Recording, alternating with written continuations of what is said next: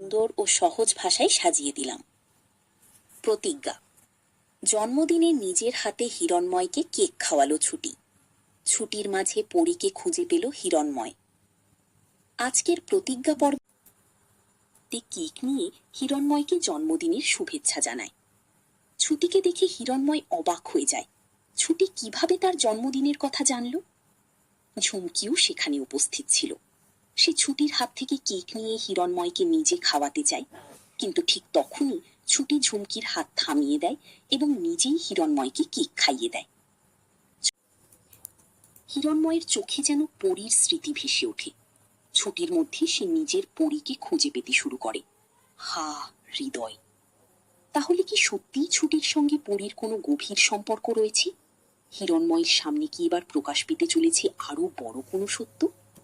পর্বটি কেমন লাগলো কমেন্টে জানাতে ভুলবেন না। হা হৃদয়!